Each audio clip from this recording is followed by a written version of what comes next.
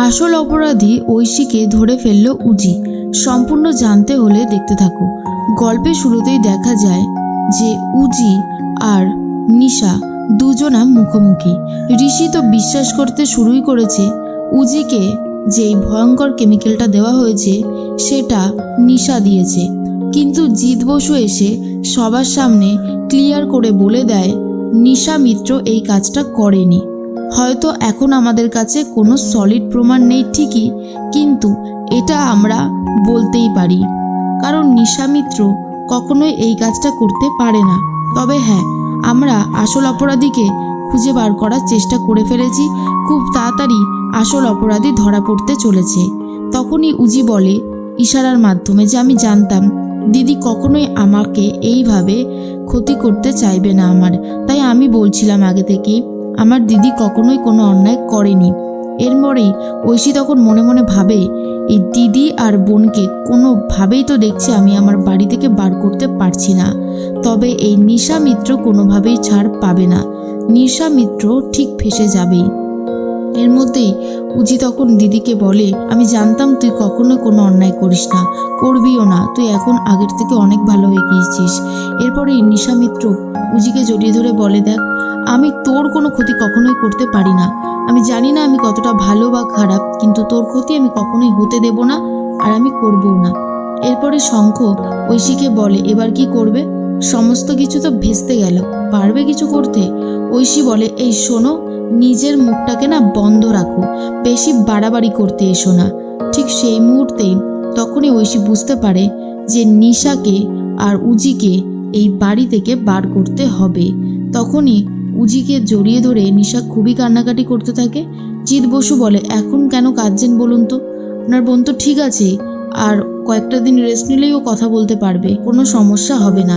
এরপরেই নিশা মিত্রকে বসিয়েছে জিৎ, আর রীতিমতো একটা ডায়মন্ডের রিং নিয়ে এসেছে। হাঁটু গেড়ে নিশাকে প্রপোজ করে আর বলে আমি আপনার সাথে সারাটা জীবন থাকতে চাই, আপনি যদি আমাকে সেই সুযোগটা করে দেন তাহলে খুব ভালো হবে। নিশা তখন কি বলবে নিজেই বুঝে উঠতে পারছে না। ঋষি আর উজি এই দৃশ্যটা দেখার পরে খুবই খুশি হয়ে যায় আর বলে সত্যি কথা, আজকে আমার এত আনন্দ হচ্ছে সেটা আমি আর কাউকে বলে বোঝাতে পারবো না। এদিকে লুকিয়ে লুকিয়ে ঐশী পুরো বিষয়টা দেখতে থাকে ঠিক কি ঘটছে। তখন জিৎ বলে আমি জানি যে আপনি সাধারণ কোনো নারী নন, কিন্তু আপনার যতই দোষ থাকুক না কেন ক্ষমা ঘেন্না করে দিয়ে আমি আর আপনি যদি নতুন করে সব কিছু শুরু করি, আশা করছি আমাদের সংসার লাইফটা অনেক বেশি ভালো হবে। এরপর আপনার ডিসিশন যে আপনি ঠিক কি করবেন। তখন নিশা কি করবে নিজেই বুঝে উঠতে পারে না। উজি এগিয়ে এসে দিদির হাতটাকে বাড়িয়ে দেয় যাতে জিৎ বসু রিংটা পরিয়ে দিতে পারে। এরপরেই তখন এইসব দৃশ্য দেখে ঐশী তার ঠিক করা গুন্ডাগুলোকে ফোন করে আর বলে আজ রাত 11টার পরে এসে আমাদের বাড়িতে একেবারে ঢুকে উজিকে জব্দ করতে হবে। টাকা ঠিক সময় পেয়ে যাবেন, কিন্তু কাজটা হওয়া চাই। গুন্ডাগুলো বলে ঠিক আছে ম্যাডাম, আপনি ঠিক যেমন যেমন বলবেন ঠিক তেমন তেমনই হবে।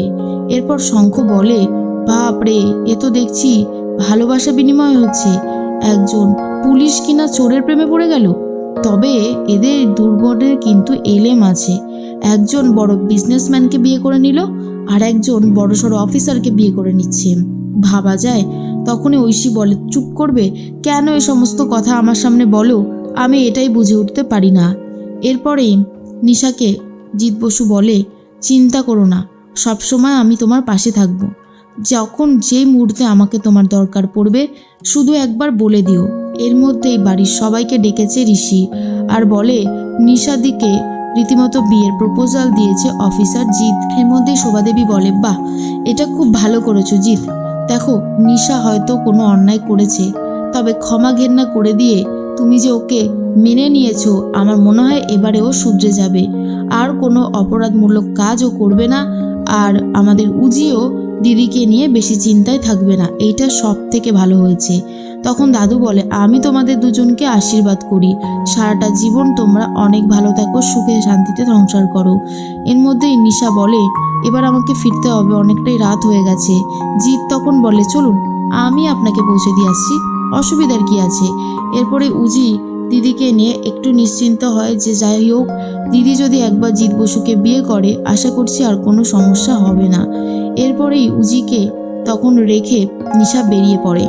শোভাদেবী বলে, উজি এবার মনে হয় তোমার চিন্তাটা একটু হলেও কমবে, কারণ যেভাবে জিৎ দেখলাম তো তোমার দিদিকে ভালোবেসেছে, আমার মনে হয় না আর নিশাও কোনো অপরাধমূলক কাজ করবে।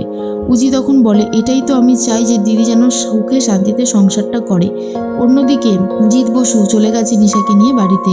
নিশা বলে, কি ব্যাপার, বাইরে দাঁড়িয়ে আছেন কেন, ভেতরে আসবেন না? তখন জিৎ বলে, ভেতরে তো অবশ্যই যাব, তবে আর কিছুদিনের অপেক্ষা আর কি, যতদিন না লাইসেন্সটা আসছে ততদিন কি আর আমি আর আপনি একসাথে থাকতে পারবো বলুন তো? এটা কি সমাজ মেনে নেবে না? তার থেকে বরং আর কয়েকটা দিন, আর রিং তো বদলা বদলি হয়েই গেছে, এখন শুধু সেই দিনটার অপেক্ষা। লুকিয়ে লুকিয়ে ভানু সবটা শুনতে থাকে। আর তখন জিৎ বসু বলে, কয়েকদিন পরেই আমাদের বিয়ে। আমার ঘরটা কিন্তু খুবই এলোমেলো হয়ে থাকে, আসলে আমি তো সেভাবে গোছাতে পারি না, তবে তুমি গিয়ে ভালো করে গুছিয়ে দিও। নিশা কি বলবে বুঝতে পারছে না, তার মধ্যেই জিৎ বলে, আমি এখন যাই, আমাকে আবার থানায় যেতে হবে, অনেক কাজ আছে, বলেই বেরিয়ে যায়। এরপরেই নিশার বাড়ি থেকে বেরোনো মাত্রই ফোন করে কনস্টেবলকে আর বলে, নিশা মিত্রর বাড়ির সামনে থেকে কোনোভাবেই সিকিউরিটি সরাবে না, আর ওই ভানু ছেলেটার উপরেও সর্বক্ষণ নজর রাখবে। এরপরে নিশাকে দেখে তখনই ভানু বলে, বাহ, তার মানে নিশা মিত্র এখন অফিসার জিৎ বসুর প্রেমে একেবারে হাবুডুবু খাচ্ছেন।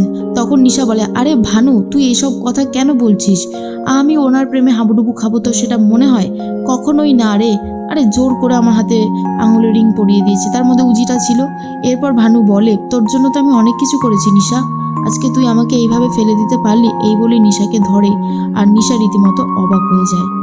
অন্যদিকে দেখা যায় যে রাত হতেই নিশা তো রীতিমতো ঘুমাচ্ছে, আর ঠিক সেই মুহূর্তে উজিকে মারবে বলে ঠিক করেছে গুন্ডারা, ঐশীর পাঠানো গুন্ডারা। এরপরে রাত হতেই চলে গেছে ব্যানার্জি বাড়িতে, আর সেখানে গিয়ে হামলা করতে শুরু করে। জিজ্ঞেস করে, উজি মিত্র কোথায়? এরপর উজি রীতিমতো তৈরি হয়ে নিচে নামছে, যাতে গুন্ডাগুলোকে হাতে নাতে ধরতে পারে আর উচিত শিক্ষা দিতে পারে। ঐশী তখন মনে মনে ভাবে, বেশ হয়েছে, এবার শুধু উজিকে জব্দ করার পালা। একবার যদি উজিকে জব্দ করে দেয়, এর থেকে ভালো আর কিছু হতে পারে না। কিন্তু উজি উল্টে গুন্ডাগুলোকে জব্দ করে আর ওদের মুখ থেকে কথা বার করার চেষ্টা করে কার নেতৃত্বে ওরা এসেছে উজি মিত্রকে টার্গেট বানাতে। এরপর তারা রীতিমতো ঐশীর নামটা স্বীকার করে, আর ঐশী আবারও ধরা পড়ে যায় সবার সামনে। তখন ঋষি বলে, জানতাম যে তুই কখনোই নিজেকে বদলাতে পারবি না। আর ঐশী রীতিমতো সবার সামনে আবারও ছোট হয়ে যায়।